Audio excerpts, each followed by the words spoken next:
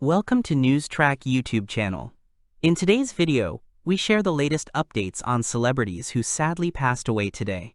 We remember their lives, achievements, and the impact they had on fans around the world. Our thoughts go out to their families and loved ones during this difficult time. Stay updated with real-time news on celebrity deaths and tributes from the entertainment industry. Charles Strauss. Charles Strauss dies at 96. The composer Charles Strauss, a three-time Tony Award winner whose hits included Annie, has died at the age of 96. His death at home in New York on Thursday was announced by his 4 children.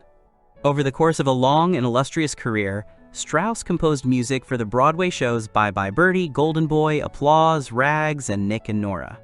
But he was perhaps best known for his score for Annie, which opened in New York in 1977 and ran for almost 6 years. The story of the plucky red-headed orphan featured evergreen songs with lyrics by Martin Charnin, including Tomorrow, You're Never Fully Dressed Without a Smile, and It's the Hard Knock Life, which was sampled by Jay-Z in a 1998 single. Annie received 7 Tony Awards, including Best Musical and Best Original Score, and won the Grammy for Best Cast Show Album. It was adapted as a film in 1982. Strauss's other Tony Award winners were the 1960 comedy Bye Bye Birdie and 1970's Applause, based on the film All About Eve. Both shows had lyrics by his regular collaborator Lee Adams. In 1996, the pair won a Primetime Emmy for Outstanding Original Music and Lyrics for the song Let's Settle Down from a TV film adaptation of Bye Bye Birdie, which follows a rock and roll singer drafted into the Army. Strauss was inducted into the Songwriters Hall of Fame in 1985. He also worked in film, incorporating banjos into the score for Bonnie and Clyde, and television, writing the theme music for the long-running sitcom All in the Family. Pop songs, including the hit Born Too Late written with Fred Tobias, reviews, opera, chamber music, and a range of classical pieces were also composed by the industrious and prolific Strauss. Chic Bates. Chic Bates dies at 75. Chic Bates, a cherished icon in English football and the former manager of Stoke City, has sadly passed away at the age of 75. The football community is in mourning, remembering a man whose influence on the game was profound and lasting. Bates was a key architect in the rebirth of Stoke City during the early 1990s, serving as the indispensable right-hand man to Lou Macari.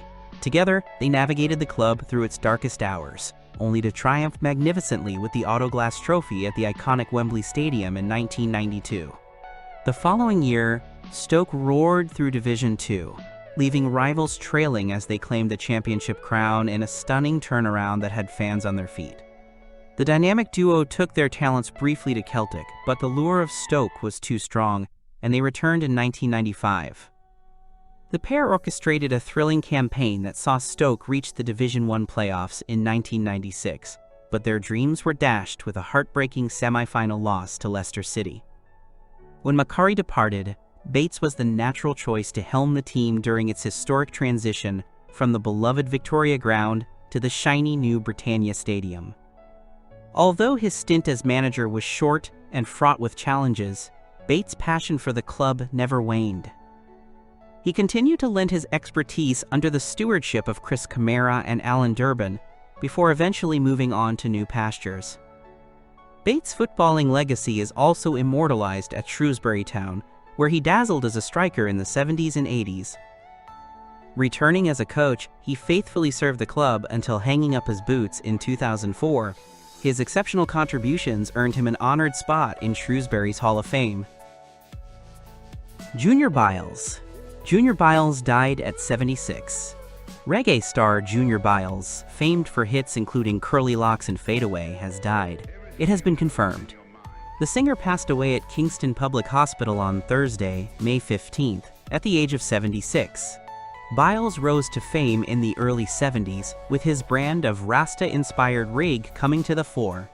In 2023, some of his music was revisited by guitarist Earl Chinna Smith and his Bengistra movement for the album Still Beating Down Babylon.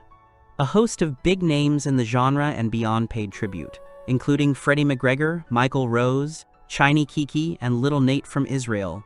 Born Kenneth Byles Jr. in Kingston, Jamaica, Biles was a firefighter while performing as a member of the Versatiles in the late 60s. In the early 70s, he recorded his own material alongside legendary producer Lee Scratch Perry, including Beat Down Babylon and Curly Locks. However, his promising career was affected by mental illness, with reports he was often found roaming the streets and had benefited from financial assistance from fellow artists, including Bounty Killer.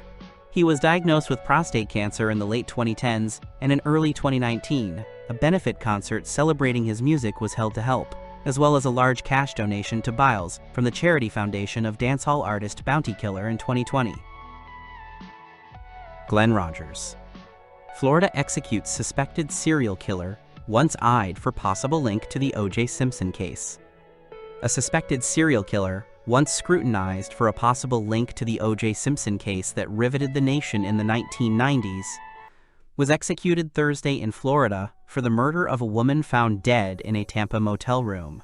Glenn Rogers, 62, received a lethal injection at Florida State Prison near Starkey and was pronounced dead at 6:16 p.m., authorities said.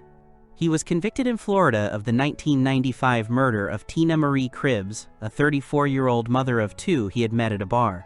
He also had drawn a separate death sentence in California for the 1995 strangulation killing of Sandra Gallagher, a mother of three whom he had met at a bar in Van Nuys in that state. That killing came weeks before the Cribbs murder. Rogers was stopped after a highway chase in Kentucky while driving Cribbs' car soon after her death. In a final statement, Rogers thanked his wife, who visited him earlier in the day at the prison, according to visitor logs. He also somewhat cryptically said that in the near future, your questions will be answered, without going into detail. He also said, "President Trump, keep making America great. I'm ready to go." Then the lethal injection began, and he lay quietly through the procedure. The entire execution took just 16 minutes.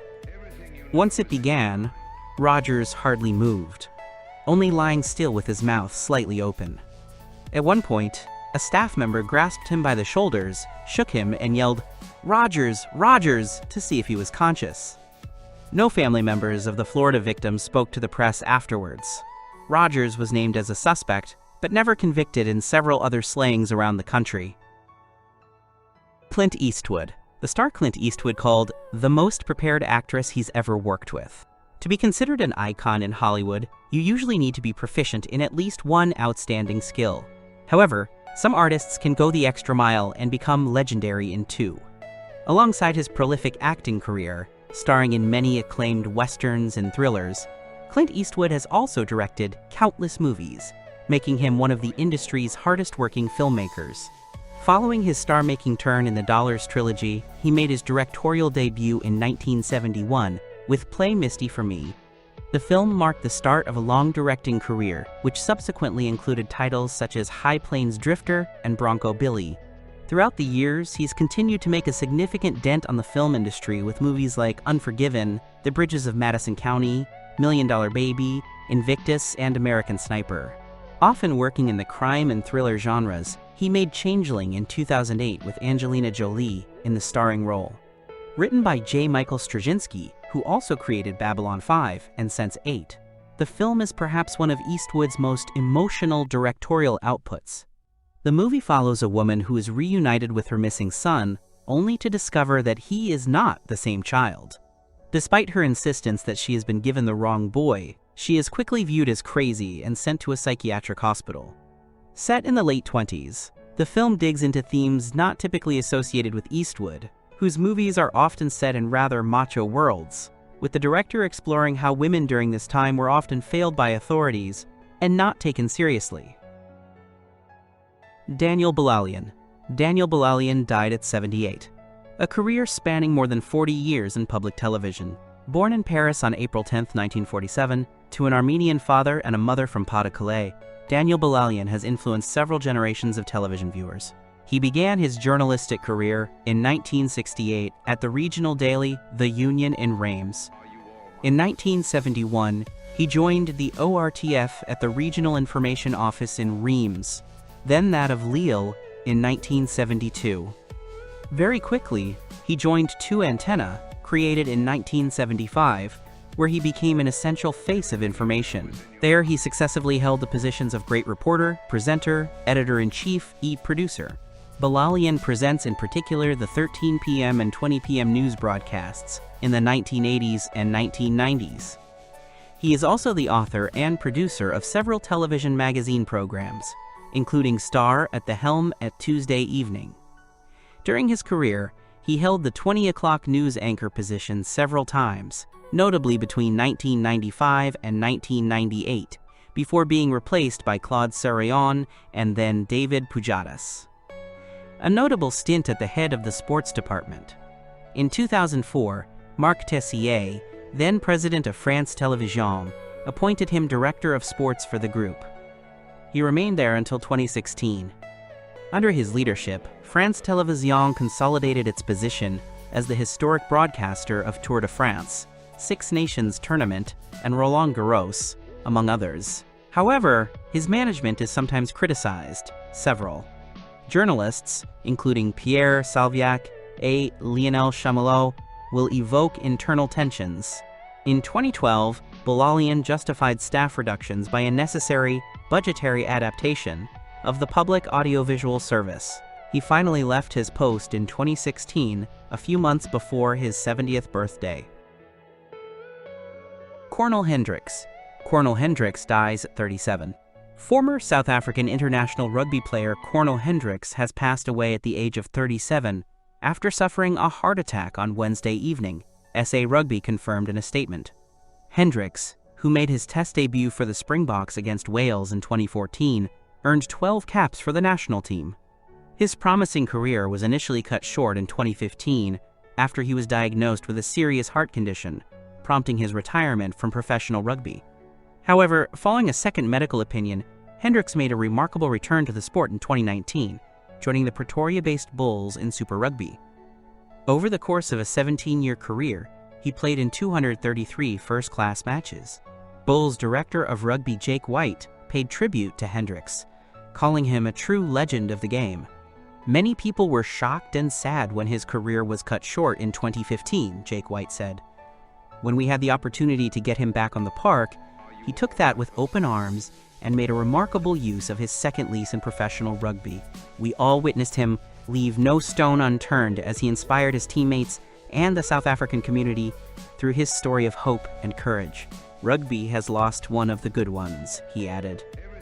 SA Rugby president Mark Alexander also expressed his sorrow, describing Hendricks as a player who embodied the spirit of the game. Cornel was one of those players who loved the game and he worked extremely hard, but he always did so with a smile on his face, treating all people with respect, Alexander said. His energy and love of life, on and off the field, lifted his teammates and those around him. Christopher S. Bond. Christopher S. Bond dies at 86. Christopher Kit Bond, a Republican who brought billions of dollars in federal funding to Missouri during his 4 terms in the U.S. Senate, and who was state's the youngest person to be governor, died Tuesday. He was 86. Bond's family told Governor Mike Kehoe's office that Bond had died in St. Louis, but it didn't disclose the cause. Gabby Picard, a spokesperson for the governor, said in an email, Kehoe ordered flags flown at half-staff for the man he described as a, quote, skilled statesman. Jason Van Eaton, Bond's former deputy chief of staff, told the Associated Press that his former boss's death marked the end of an era. The lasting legacy of Kit Bond will be the thousands of people that he inspired, he said. U.S. Senator Josh Hawley of Missouri described Bond as a, quote, champion for Missouri in a message on X. Former U.S. Senator Jim Talent of Missouri praised Bond's relentless and penetrating intelligence in a statement. As a member of the powerful Senate Appropriations Committee, Bond secured federal money for big and small projects in Missouri, scoffing at government watchdog groups that considered him a master of pork barrel spending. If it's pork, it's an awfully healthy diet for the people of Missouri, Bond said in 1999. Early in his career, Bond was considered a political wunderkind. When he took office at age 33 as Missouri's youngest governor, he was also the state's first Republican chief executive in about 3 decades and garnered consideration as a vice presidential candidate. His early success stalled when he lost a re-election bid, but he later rebounded to win another term as governor before being elected to the Senate in 1986. Meryl Streep. Where is Meryl Streep's wedding ring from Don Gummer? After first crossing paths in 1978, Meryl Streep married Don Gummer that same year in a garden ceremony at the actress's parents' home. The two then embarked on a decades-long marriage. Over the course of 40 years, they became the parents to 4 children, Gracie, Mamie, Henry, and Louisa, and made countless appearances at events together. Much of their time was spent in Connecticut, where they purchased a farm in 1985. That was the place where they decided to raise their 4 children. Years later, after their youngest moved out of the house, the couple relocated to a loft in New York. It's clear that, for many years, their marriage was a strong one. When asked about the secret to a healthy relationship in 2002, Streep said goodwill and willingness to bend and to shut up every once in a while, according to Vogue. There's no roadmap on how to raise a family. It's always an enormous negotiation, she told the magazine. But I have a holistic need to work and to have huge ties of love in my life. I can't imagine eschewing one for the other. However, in 2018, Streep and Gummer quietly split, and the actress eventually relocated to California. After publicly announcing their separation in 2023, much speculation arose about the location of the wedding ring Meryl Streep wore for decades. Below, we break down the likely whereabouts of the jewelry piece. Where is Meryl Streep's wedding ring from Don Gummer? It's likely that the actress is still in possession of her gold wedding band from Don Gummer. Even though the couple decided to part ways in 2018, their separation wasn't publicly announced until 2023, and that same year. Bobby Franklin. Bobby Franklin dies at 88. Former Ole Miss football quarterback Bobby Franklin, who was the MVP in 2 bowl games for the Rebels, died on May 13th. He was 88. Franklin had many football accomplishments as both a player and coach. He earned a scholarship to Ole Miss in 1956 after being a 4-sport athlete at Clarksdale High School. Franklin played quarterback for the Rebels from 1956 to 60. He led Ole Miss to 3 consecutive bowl appearances. Franklin earned MVP honors in the 1958 Gator Bowl. He was also the MVP in the 1960 Sugar Bowl.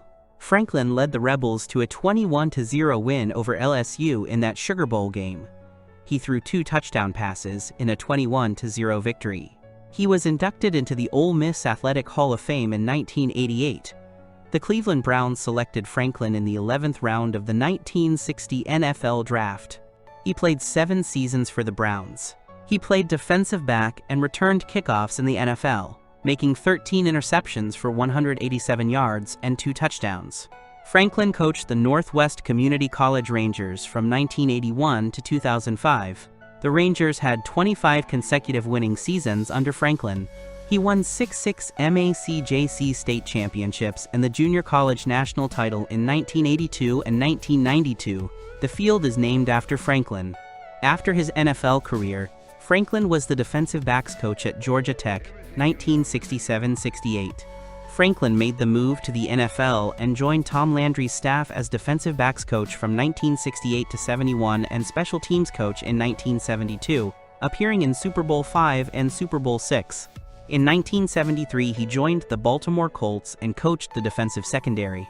Franklin also has been inducted into the Mississippi Sports Hall of Fame, Northwest Sports Hall of Fame, National Junior College Athletic Association Hall of Fame.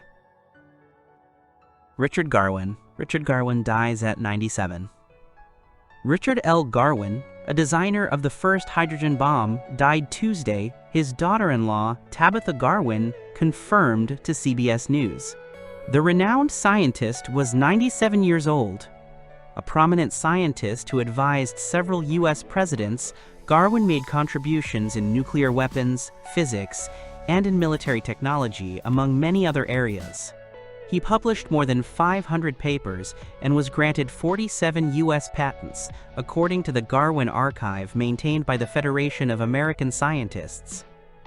He was just 23 years old when he designed the first working hydrogen bomb, according to a profile written in IEEE Spectrum magazine. It was detonated in a test codenamed Ivy Mike at Inu-Tek Atoll in November 1952, yielding 10.4 megatons of TNT, the measurement that quantifies the force of nuclear weapons. Darwin's role had been largely unknown outside of a small circle of physicists, mathematicians, and engineers at Los Alamos National Laboratory in New Mexico who were involved with the project until 2001, the profile said. In 2016, former President Obama awarded Darwin the Presidential Medal of Freedom for his scientific work. In the citation, Mr. Obama said Darwin made pioneering contributions to U.S. defense and intelligence technologies. Darwin was honored with the National Medal of Science in 2002 and was awarded the Vannevar Bush Award in 2023, which honors exceptional lifelong leaders in science and technology. Richard Darwin is truly remarkable, Dario Gil, chair of the board's External Engagement Committee, said in a statement. His continuing contributions to society, both as a scientific researcher and presidential advisor, help bolster national security and improve international collaboration. Derek Hallis. Leeds Rhinos mourn passing of championship winner Derek Hallis. Leeds Rhinos are mourning a key figure in one of the club's greatest teams, who also played in Australia for Parramatta and had a spell as coach at Halifax. Derek Hallis, who was in his 90s, scored 2 tries when Leeds beat Warrington in the 1961 championship final to be crowned Rugby League champions for the first time. In total, he touched down 60 times and kicked 18 goals in 135 games for Leeds from 1959 to 62. The historic 1960-61 season, when Leeds finally secured the championship trophy after 70 years of trying, was also Hallis's finest for the club. He touched down 21 times in 41 games as part of a lethal combination with South African winger Wilf Rosenberg, who scored a post-war record 44 tries. Between them, Leeds' right side three-quarters totaled more than a third of the team's tries that season. Hallis later spent 5 seasons as a player in Australia with Parramatta. Back in England, he had a season as coach of Halifax and returned to Leeds as a scout and then secretary of the club's Past Players Association. Rich Rollins. Rich Rollins dies at 87. Rich Rollins, whose 10-year Major League Baseball career was highlighted by 2 All-Star Game appearances and playing in the 1965 World Series with the Twins, passed away on Tuesday. He was 87.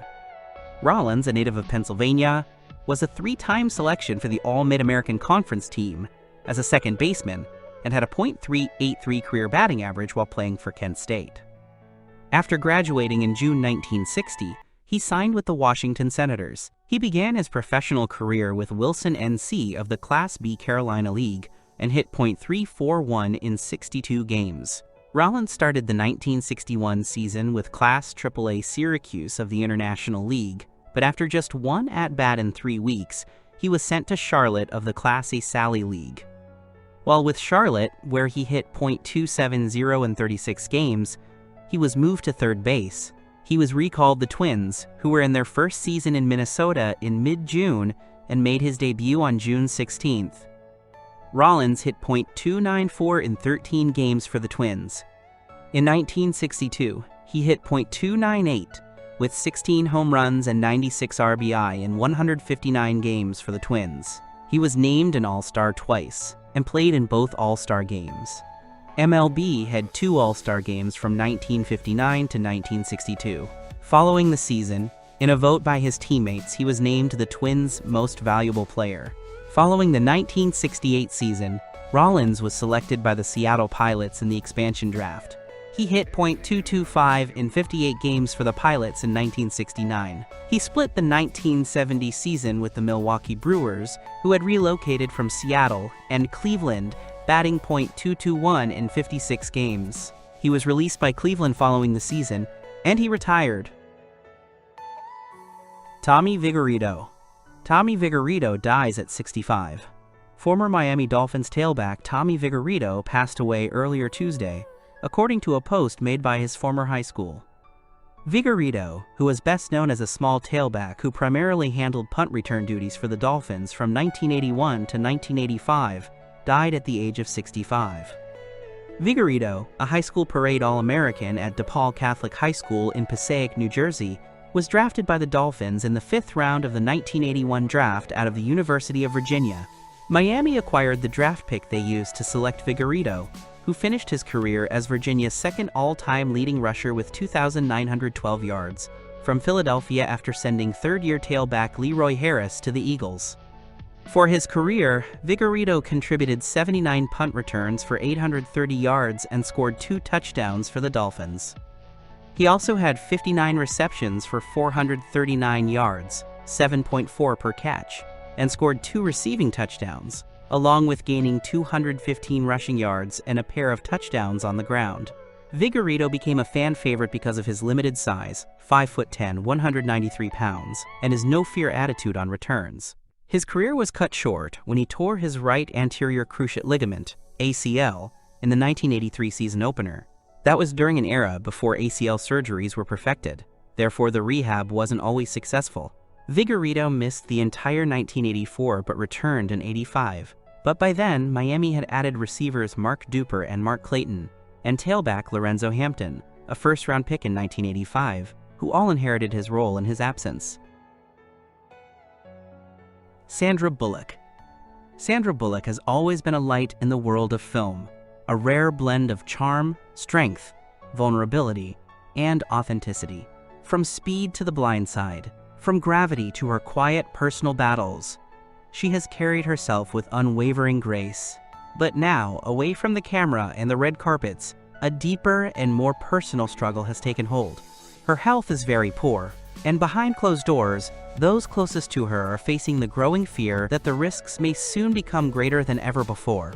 For years, Sandra has given so much, on-screen and off. She made us laugh when we needed laughter most. She portrayed strength when the world seemed broken. She's been a mother, a friend, a quiet force for good, even as the public eye watched her every step.